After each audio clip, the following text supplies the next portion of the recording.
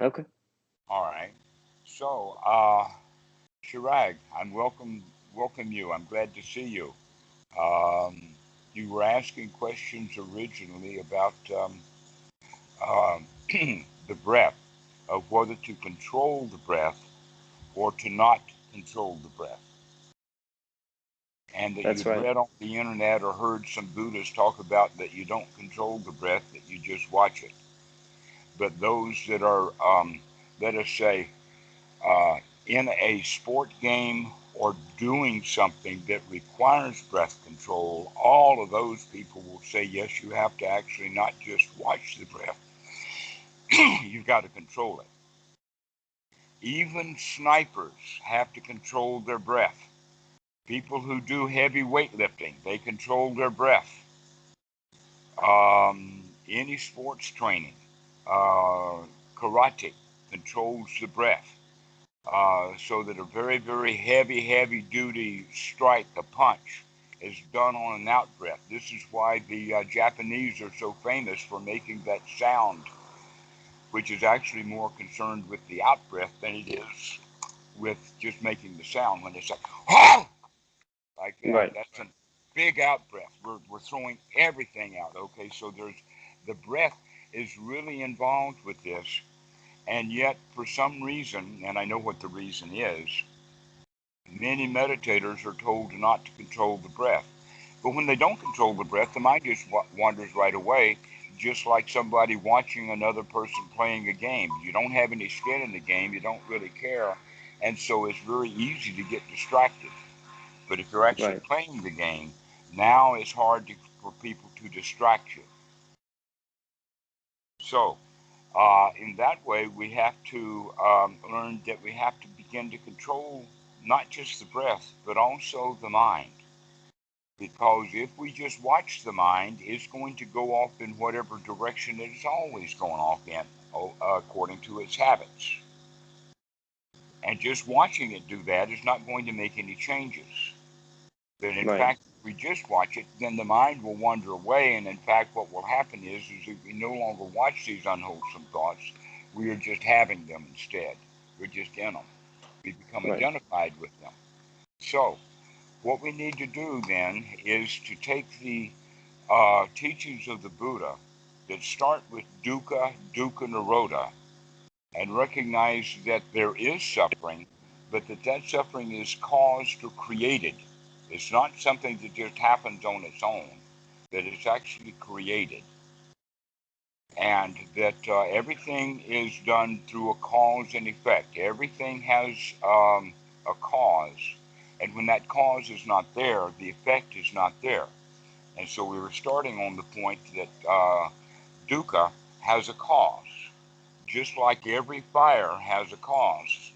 And so we have grass fires, house fires, um, electrical equipment fires, um, uh, a barn fire. Any kind of fire, the fire is known by its fuel. And so I ask you the question of, do you know of any fires that burn without any fuel at all? I no, I think the answer would be no here. Right. Well, the physicist would say no. That the guys who built CERN, they know that they've got to have the right kind of fuel for their fire. If they're going to accelerate particles up to that speed, you've got to have magnets as big as a house, and you've got to have a whole power plant worth of energy or fire to operate those magnets. Right. But I will tell you, there are fuels, or there are fires that burn without a fuel. And the example that I would give you in the beginning of that would be ghost. Ghosts are a fire that burns without a fuel. You've heard of ghosts, right? Yeah. Have you ever seen one? I have not. No. Okay. Are there dozens or thousands of them standing around? No. Possibly. No. Well, uh, but how could they possibly be there if they've got no fuel? This is the point that I'm making. Is that many things people think exist if they analyze it a little bit to find out what's the fuel behind that, what's the causation, what's really going on there, then they'll come to understand that a lot of the stuff that we believe in is actually delusional Right. because it's got no fuel. Okay, that in fact most religions are based then upon fuel or fires that have no fuel. Okay, for instance, hell. What is the fuel that burns the fires of the hell that is talked about in religion? Yeah, it's a good question. That's a good question, isn't it? Okay. Now, if someone feels like hell, and in fact they feel emotionally like they're in a state of hell, then naturally there's going to be real fuels for that kind of fire, Right. right? Circumstances and habits and feelings and food and energy and all of that kind of stuff, with the mind just spinning and spinning and spinning like a grinding wheel. So a mental hell will have fuel, but a religious Christian hell is a hell that has no fuel. Therefore, Right. it must be magical. Right. All right. And what we're going to be working with in Anapanasati is to begin to recognize what's real based upon this concept of every fuel has a fire, everything has a cause, and without that cause, the effect. So even if something fire is burning, if you rob it of its fuel, then what will happen? Most likely the fire will go out. Right. The possibility is also there that the fire will find new fuel. Right. This is how a candle sitting on a carpet falling over, and now the wax gets into the carpet's on fire. It's still a little fire, but over time the fire finds more fuel in close proximity to the heat, so that now the rug is on fire. Now the carpets, the draperies are on fire, and now the ceiling's on fire, and the whole house is burned down because you keep having one new fuel after another. The firefighters know all about this. So in the cities, when you have one house burning, what do? They wet down the houses around it to Right. try to rob that fire of the fuel. Also, they will have what is called fighting fire with fire, but let us have a fire here to, to put a fire break so that when the big Yeah. fire comes, it doesn't have any fuel. Right. All right. In that regard, we could say then that a little bit of savings of fuel will protect a whole lot of fuel from getting burned up. Another way of saying that then is a little bit of action can be used to prevent a whole lot of action. The Buddha says it this way: the karma that brings an end to karma. Oh. Karma that brings an end to karma is the karma or the action of robbing something of its fuel so that it will go out. Okay. Okay. Easy example of that. You've got a freeway, huge freeway, fast traffic, lots and lots of traffic, hundreds of thousands of cars maybe in a minute or an hour or so. All the police have to do is put two cars on that freeway, sideways, in one place. They just drive that car up on the sideway, and guess what? Now those two cars have blocked all of this other traffic. And you have a traffic jam that's backed up for miles and miles and miles because of two police cars. Right. They put up a roadblock. So this is actually the way that we're talking about it now, is we have to recognize, oh, if we're really smart, we can find a very small amount of effort to do that's going to give enormous results. But we Okay. have to, but we have to put in that effort. Right. Exactly. Exactly. And just sitting and watching something happen. I mean, the cops can stand there at that freeway and watch that traffic all day long, and they're not doing anything about it. Right. Okay, we got to go and take some action. And so the action then um, is to prevent the fuel from burning. So we understand that there's a cause for dukkha, and that cause is ill will, greed, and ignorance. In fact, ill will and greed are basically the same thing. It has to do with distance and destination. In other words, if I want something, I want to bring it here. If I don't like something, then I want to put it over there. Right. But I still want. Okay, and if I want something I don't have, or I'm trying to get rid of something that I have to put up with, then that is suffering. But it's suffering because we're ignorant of it. That the ignorance or the delusion that this is the right way to go is also part of the mix. So the real cause of suffering is greed, ill will, and delusion, mostly delusion.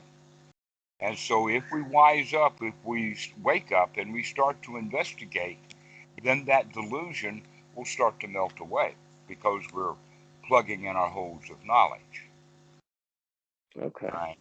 And if we can do this, if we can take that small action to give a big result, then that means that we can, in fact, do a few things that's going to take us out of suffering into the third noble truth, which is freedom from suffering.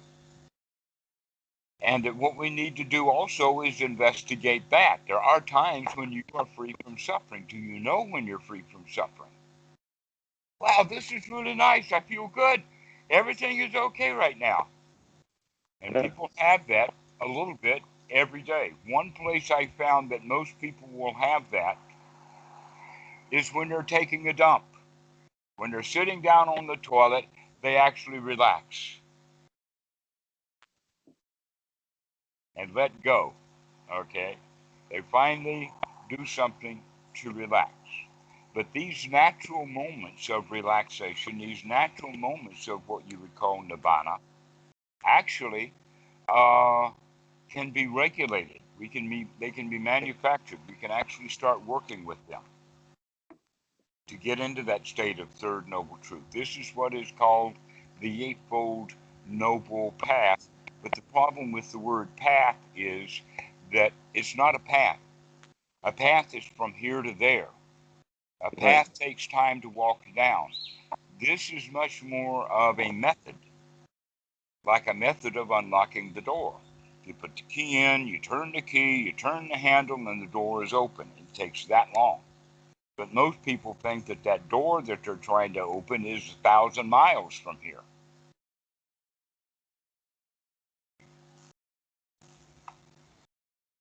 Did we lose it again?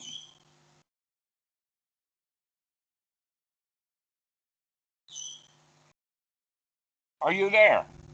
No, you've gone. Never to return.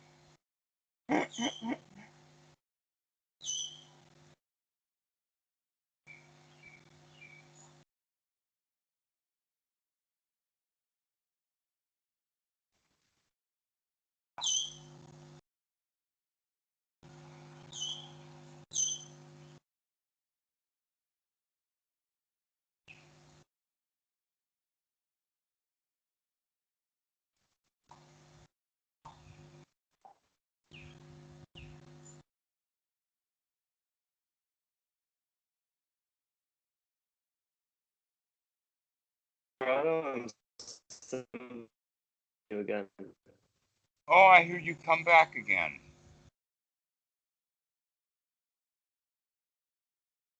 Are you there?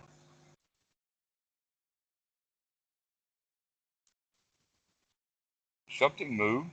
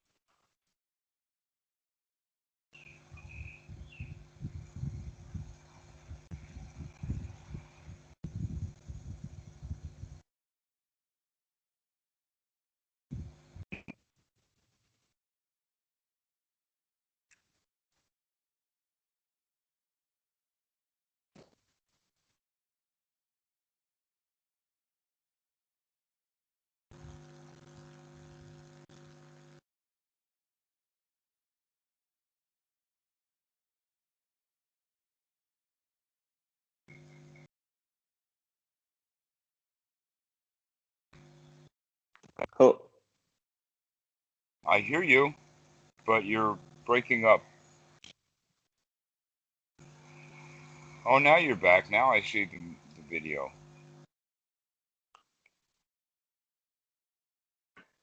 But I don't hear you. sorry? Can you hear me? Yes, I can hear that. That's the first thing that I've heard was, can you hear me? Okay. Yeah, I wasn't sure what happened again, but Are you on Wi-Fi? If you're on the cell phone, you're probably on Wi-Fi. I am, yes. Okay. So that's the But problem. my, Wi-Fi. If you can get close to the router, you'll be better off.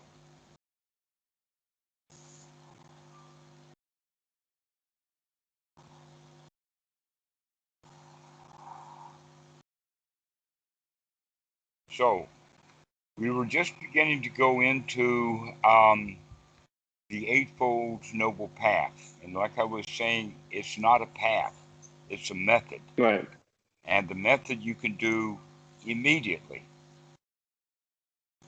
Because as you know, wanting something that you don't have is dukkha. right, Wanting something and getting it immediately is more like satisfaction.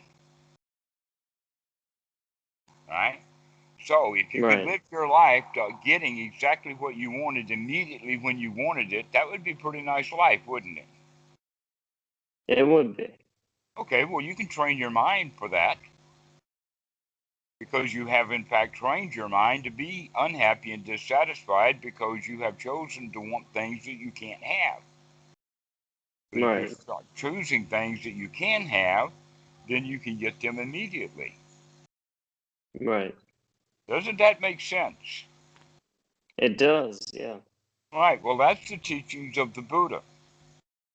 And here is how we go about doing that.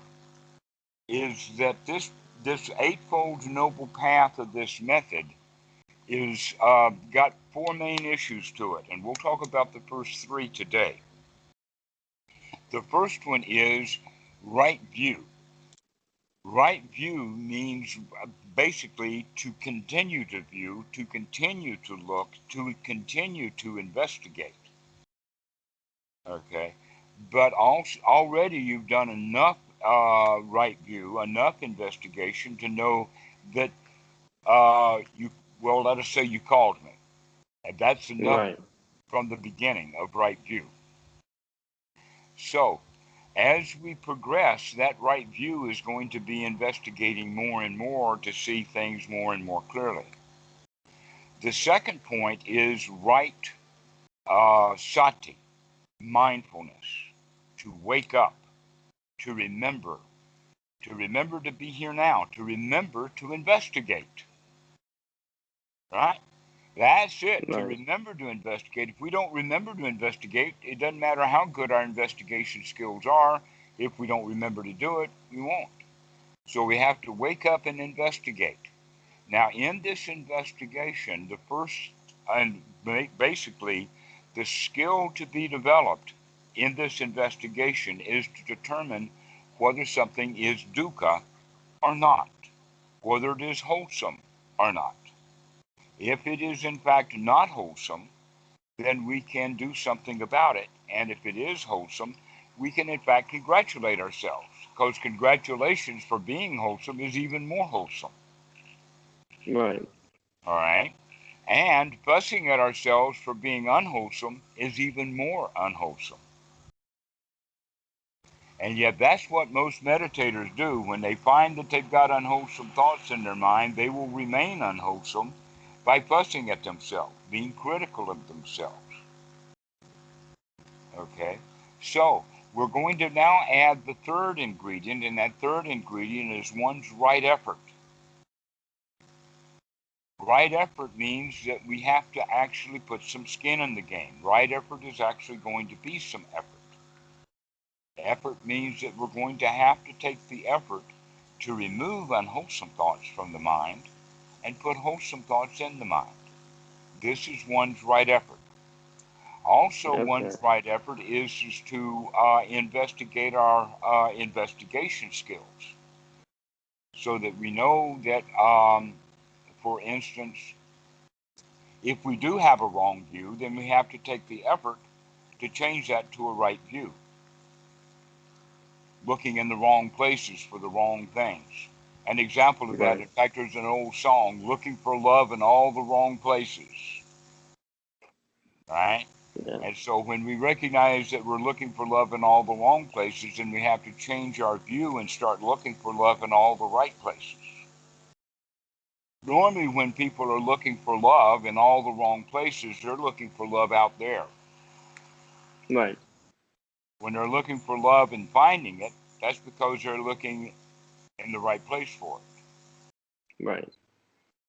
The only love that they can do anything about it, because you can't do anything about the love out there. There's not much of No. it. No. But you can do a whole lot about the love on the inside. Right. This love then that we're talking about, I would use also the word nurturing, to start nurturing oneself. Okay, so we have to remember, and these three things, right view, right sati, and right effort, work with each other. They run and circle around each other so that they bring about a state where we begin to have wholesome thoughts, one after another after another. We take these unwholesome thoughts out. The Buddha had a particular phrase, and that phrase was, "Aha, I see you, Mara." Okay. Oh, wait a minute, I hit a boo-boo. Oh, you're there, okay. Hello. Hello, Parker. I hit the wrong key and brought you online. I'm sorry. If you don't mind, we'll finish this call and then I'll talk to you in a few minutes, okay? Sounds good. No rush. All right, thank you.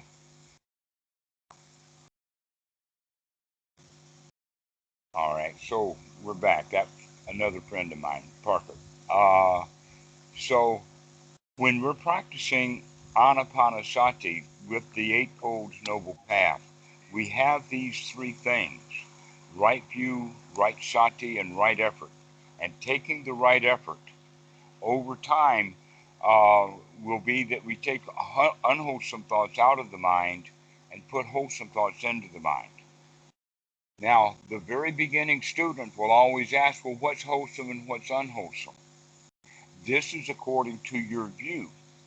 And as you practice, your view will get more purified so that what used to be wholesome for you now looks more and more unwholesome.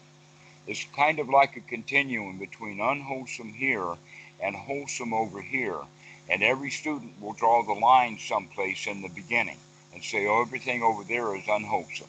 Everything over here is wholesome.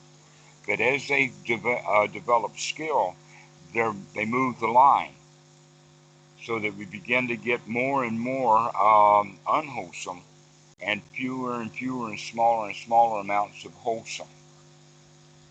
But this will be up to you. This is not my decision, it's yours. Right. Right? You're going to have to figure this out for yourself. But I can give you a few clues to help. And one of them is thoughts about the past and thoughts about the future are generally unwholesome. Right. Thoughts about places over there is generally unwholesome. Thoughts about what's here is wholesome. Thoughts about right now are wholesome. Thoughts about the Dhamma. The Buddha Dhamma is almost all, in fact, it's known as the Four Noble Truths because it's noble, which means that they're true all the time, which means that they're true right now. And so you could say that the Dhamma itself is wholesome. Okay, so having thoughts of the Dhamma, having thoughts of right now, having thoughts of this present moment, in the sense of, in the Anapanasati Sutta, not only does it talk about wholesome thoughts versus unwholesome thoughts, it talks about specific wholesome thoughts in the sense of gladdening the mind or brightening the mind. And the way that I would talk about that is that you have talked yourself into feeling bad for your whole life. Now it's time to talk yourself into feeling good. Put some skin in the game, to start practicing wholesome. Okay, and so this gladdening the mind, the kinds of things that we say to gladden the mind would be, wow, this is so nice. Everything's okay. Everything is fine. My, what a wonderful moment this is. Got no place to go and nothing to do and everything is okay. Okay, so these are the kinds of thoughts that we're going to have while we're taking deep breaths. Now, this deep breathing is actually just kind of slowing the breathing down and making it a little bit larger in the sense of taking more air because we want to actually oxygenate the body and also throw out the carbon dioxide.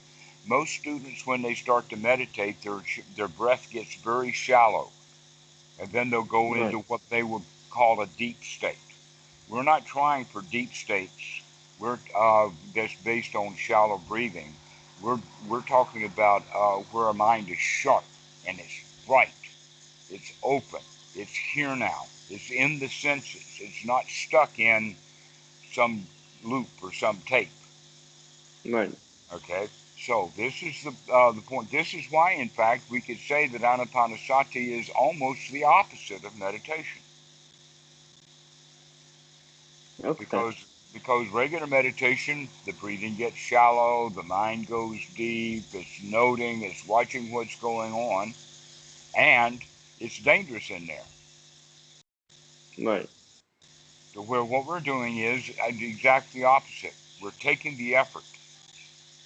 We're taking the effort to energize the body. We're taking the effort to come out of our dullness and our tiredness and to brighten the mind. Wow, this is nice. Wow, I really like this. And that word wow is a good word for English. The Wow. Buddha used the word something like aha. Aha, I see you, Mara. Aha, I've caught you. Okay, when we see the unwholesome thoughts, we can do it with that kind of joy and exuberance. Aha, I see you. I see you, unwholesome thought. That was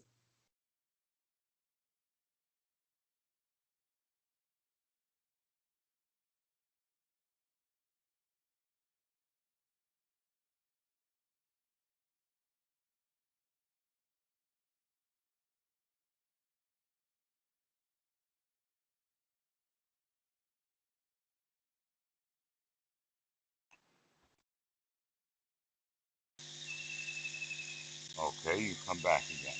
So that you have the skills to develop this wholesome state of mind.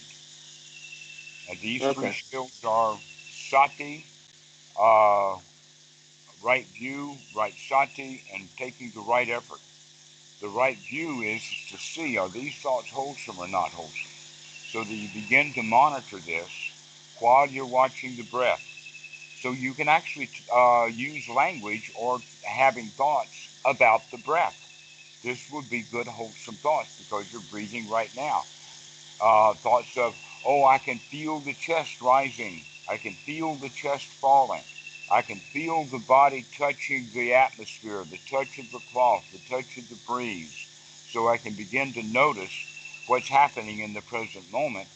And I can have a running dialogue with that, talking to myself about how good this nice feeling is.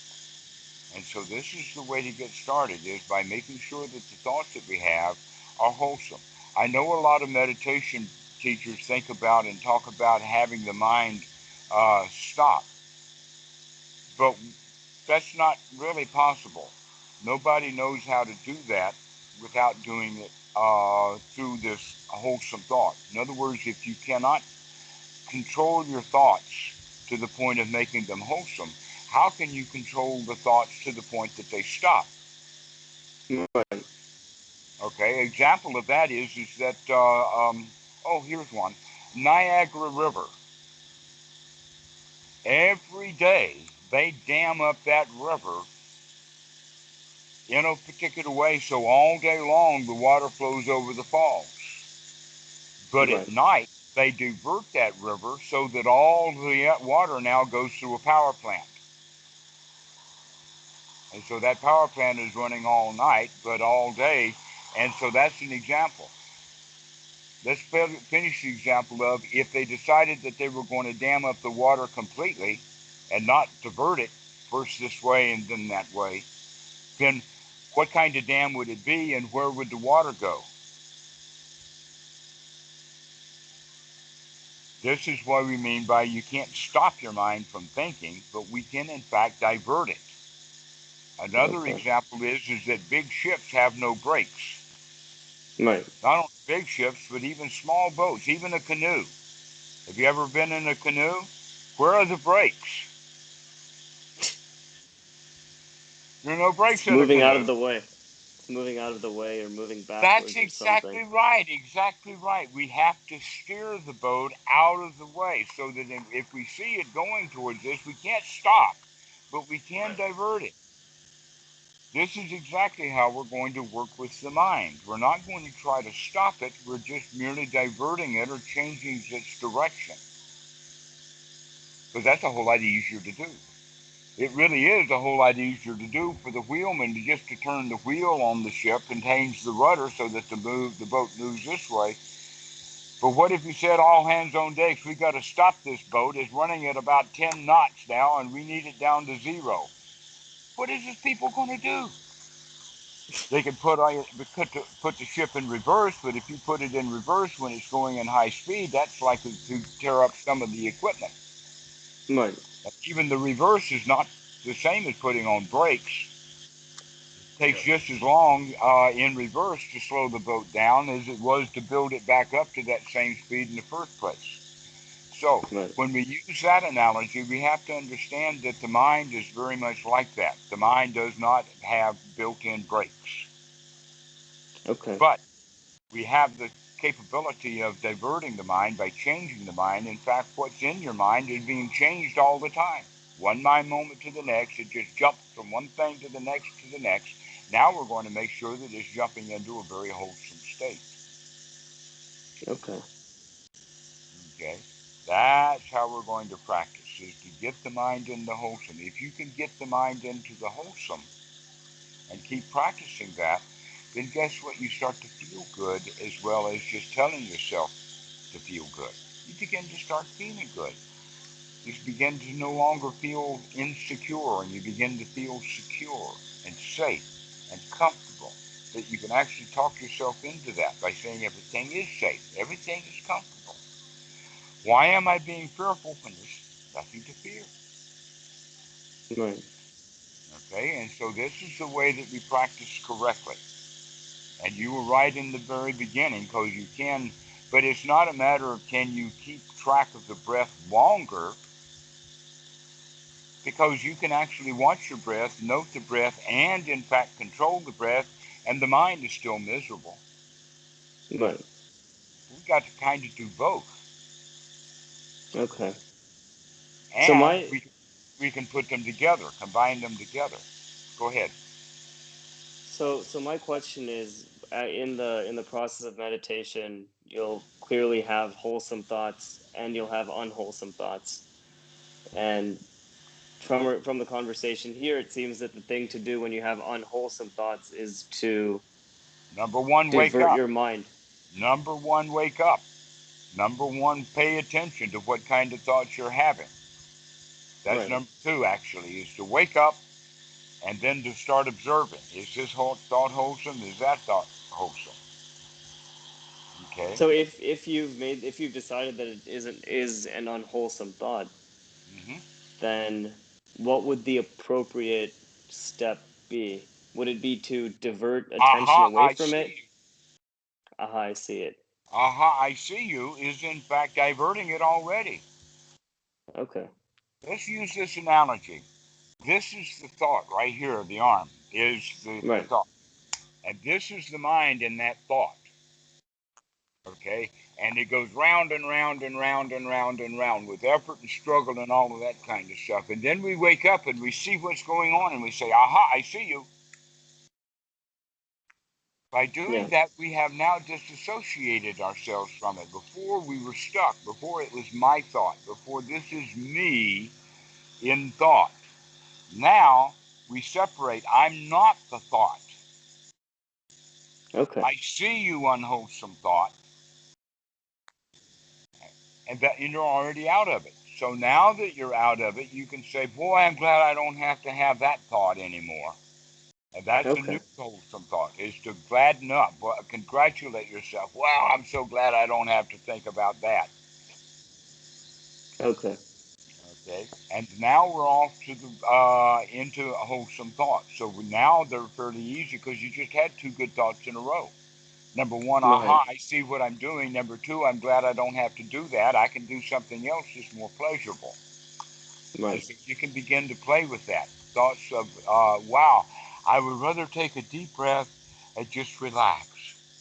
That in fact we can tie our thoughts with the breath into the point of saying things like, as I breathe in joy. And as I breathe out, I relax, I relax, I relax. So this is wholesome thoughts. Okay. So thoughts of That makes joy, sense. thoughts of relaxation, thoughts of being in a good state, thoughts of no place to go and no work to do. And then you can begin to experience the fact that you begin to feel better too. That the Okay. body sensations begin to feel better. But sometimes they don't. Sometimes anxiety will be there or other feelings, and we can talk about those later. But right now, the important thing is for you to get started with these first three things. Later, when you start doing this over and over and over again and get experience in it, you'll get surety that I can do this. This is Right. possible. And when we do it over and over again and confidence starts to build, this is when we add the fourth element to the path, and that is right attitude. Okay. Right attitude is the attitude I can do this, the attitude of a lion, the attitude of a winner, the attitude of, wow, this is so great. I really like this. Okay. Okay? So this is the way to get started practice, and the mind becomes strong and unified when you do this. Because you're Okay. putting the effort in it. This is like going to the gym for the mind. Right. Mm-hmm. And as we work up to it, that means that the heavier and heavier lifting is because we're only working with wholesome and we're no longer dealing with the unwholesome. And so we're really working with wholesome stuff. What is wholesome? What is the very best? What is your high quality? Because most people have low quality thoughts, and now you're intentionally going to have very high quality thoughts. Right. Okay? And you automatically will ask, well, what are high quality thoughts? The answer for you is you've got to go figure that out. Right. You've got to go find out what it is, what kind of thoughts it is that makes you feel really, really great. You can talk yourself into feeling good, and you already know how you want to feel, and you can feel any way you want to feel. All you have to do is figure out how to talk yourself into feeling any way you want to. Okay. Okay? Do you have any questions about this? Not at this point. I just really appreciate you taking the time and for giving all this insight. This is this has been extremely useful, and I'll get started, and as and when things come up, I'd love to connect again. Absolutely. When are you going to call again? Normally, I would say that it's best to call maybe once a week or twice a week, not Okay. every day. So, right. So, I'll call sometime next week then. Okay. All right. Okay, Chirag, we'll see you. All right. Thank you. Thank you so much. Okay. Bye bye. Bye.